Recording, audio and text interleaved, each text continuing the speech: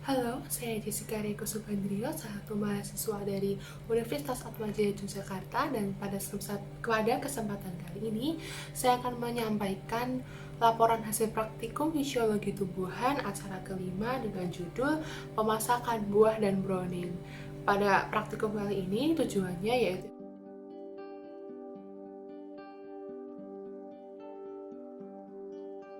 Jadi pada praktikum ini dilakukan ada dua praktikum atau dua percobaan, yaitu pemasakan buah dan browning. Sebelum masuk ke pemasakan buah, berikut ada beberapa teori, yaitu menurut Puji Asmanto tahun 2020 bahwa ada fitohormon yang merupakan hormon tanaman yang berupa senyawa organik bukan nutrisi yang aktif dalam jumlah kecil. Fitohormon ini dapat disintesis pada berbagai lokasi pada tumbuhan dan kemudian akan ditranslokasikan ke bagian lain dari tanaman untuk menghasilkan suatu tanggapan secara biokimia, fisiologis, dan morfologis. Kemudian menurut Arti dan Manurung tahun 2018, terdapat gas atilen yang memiliki peran besar terhadap proses kematangan atau maturation dan pemasakan atau ripening pada buah klimaterik seperti apel, pisang, dan mangga. Kemudian menurut Iqbal dan kawan-kawan tahun 2017, yaitu etilen dapat diberikan untuk menyeragamkan kematangan buah dan biasanya disebut sebagai pemeraman. Selama pematangan tersebut, buah-buahan klimaterik itu memiliki etilen yang kemudian dapat mengatur dari perubahan warna dan reduksi kadar klorofil, peningkatan karotenoid atau antosianin, gula, dan biosintesis senyawa organik.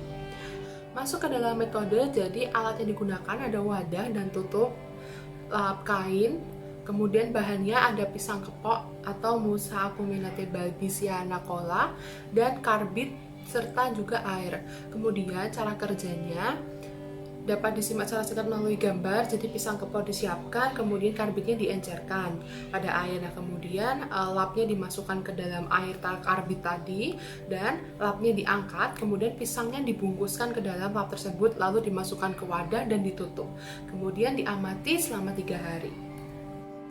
Berikut merupakan hasil.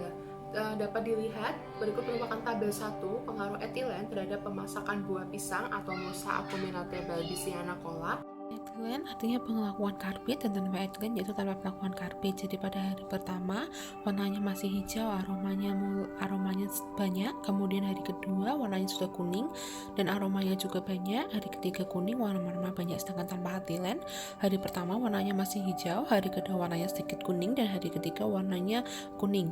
Kemudian untuk aromanya tidak ada aroma dan aromanya sedikit dan masih sedikit pada hari ketiga.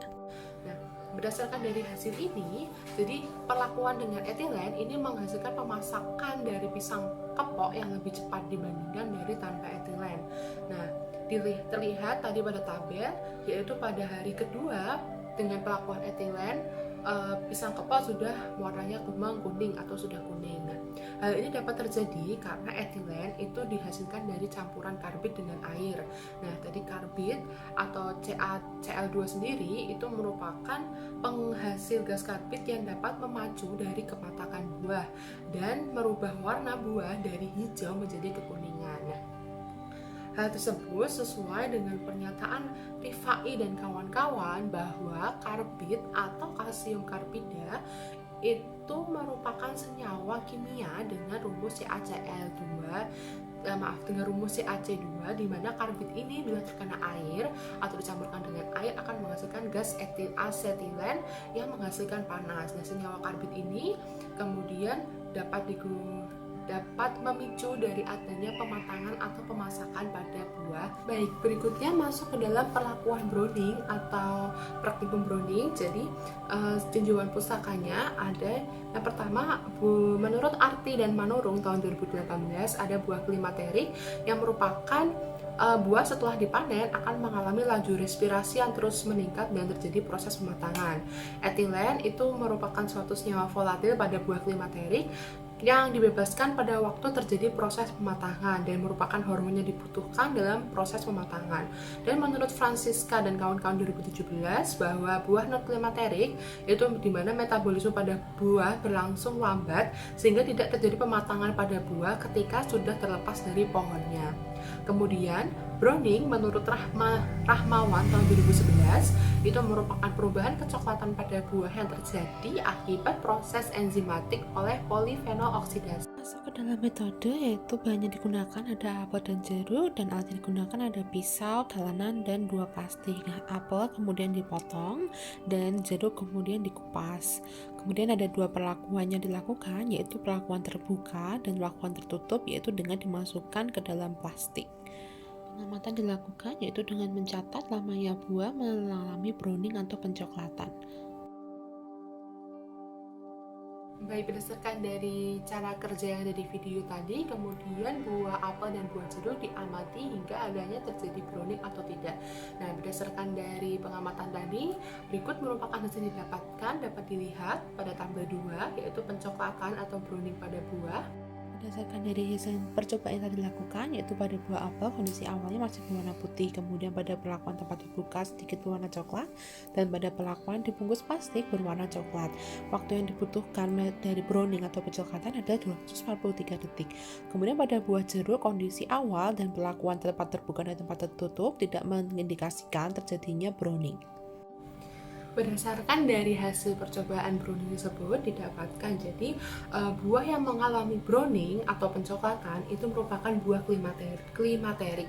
Sedangkan pada buah non klimaterik yang dicontohkan adalah jeruk itu tidak mengalami browning atau tidak terjadi browning. Nah, hal ini dapat terjadi karena pada buah klimaterik yang dicontohkan apel itu memproduksi etilen secara bertahap sesudah panen. Sementara pada buah non klimaterik itu produksi etilen itu tetap sehingga tidak memperlihatkan adanya perubahan yang nyata. Nah, mekanisme dari perubahan warna pada buah klimaterik yaitu karena adanya ketidakseimbangan antara proses oksidatif dan reduktif dari metabolisme dalam buah tersebut sehingga menyebabkan oksigen menjadi reaktif lalu menyebabkan hilangnya tekstur dan rasa pada buah tersebut. Kemudian hal ini atau pernyataan ini semua itu sesuai dengan pernyataan tersebut sesuai dengan pernyataan menurut dari Francisca dan kawan-kawan tahun 2017. Jadi bahwa buah non klimaterik itu buah yang metabolismenya itu berlangsung sangat lambat sehingga tidak terjadi adanya pematangan pada buah ketika sudah terlepas dari pohonnya. Kemudian sesuai pula menurut pernyataan dari Arti dan Manorum tahun 2018 bahwa buah klimaterik merupakan buah yang masih mengalami laju respirasi setelah dipanen atau dipetik dari pohonnya, di mana proses respirasi ini juga terus meningkat dan terjadi proses pematangan. Kesimpulan yang bisa ditarik dari percobaan atau praktikum yang telah dilakukan yaitu yang pertama, asetilen pada buah pisang kepok atau Musa acuminator Babysiana cola terbukti dapat menginduksi pemasakan atau pematangan buah lebih cepat. Kemudian yang kedua, proses browning atau pencoklatan pada buah apel atau Malus sylvestris terjadi dan pada buah jeruk atau Citrus echinensis tidak terjadi pencoklatan atau browning. Berikut merupakan daftar pustaka yang saya gunakan sebagai referensi untuk membahas.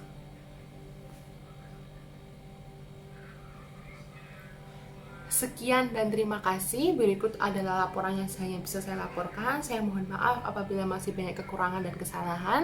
Sekali lagi, saya Jessica Rieko Subandrio, pamit undur diri. Terima kasih.